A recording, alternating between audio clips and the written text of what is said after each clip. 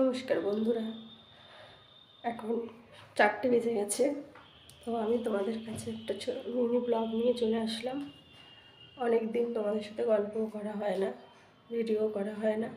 আজকে একটা mini blog নিয়ে চলে আসলাম বিকেলবেলা। ঠান্ডা প্রচণ্ড পড়েছে তোমরা জানো, আর আমারও খুব সর্দিও লেগেছে, 2-3 দিন জ্বরও ছিল খুব।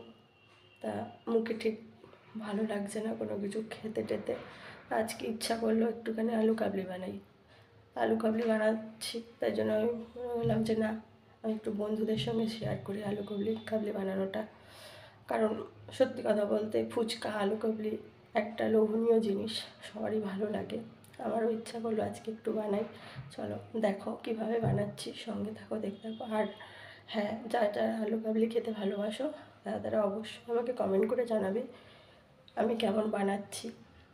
ঠিক আছে, ভুল হলে বলো, ঠিক হলেও বলো।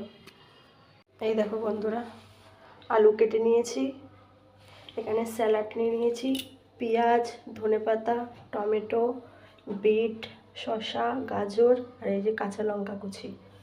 আর এখানে রয়েছে তেঁতুল জল, এখানে রয়েছে মশলা, বিট নুন স্বাদ মতো, আর এখানে রয়েছে কাঁচা ছোলা। মটর দিইনি, যেহেতু এখন শীতকাল মটরশুঁটিটা অ্যাভেলেবেল, এই জন্য মটরশুঁটিটাই দিয়েছি। তো দেখো কীভাবে করছি, দেখতে থাকো। এর প্রথমে দিয়ে দিলাম পেঁয়াজ, তারপর দিয়ে দিলাম গাজর,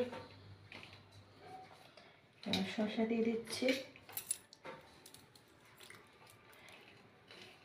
টমেটো দিয়ে দিলাম, ধনেপাতা, কাঁচা লঙ্কা সব দিয়ে দিলাম।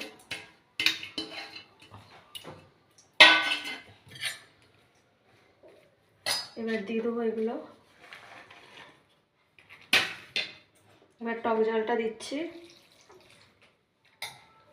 এখানে লবণ নেওয়া আছে স্বাদ মতো, বিট লবণ, আর এখানে মশলা।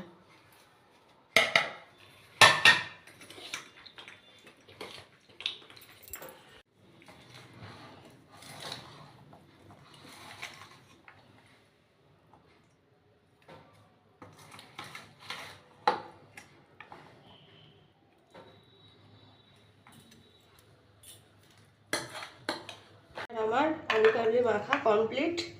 এবার প্লেটে সার্ভ করে দিচ্ছি, খেয়ে দেখবো কেমন হয়েছে।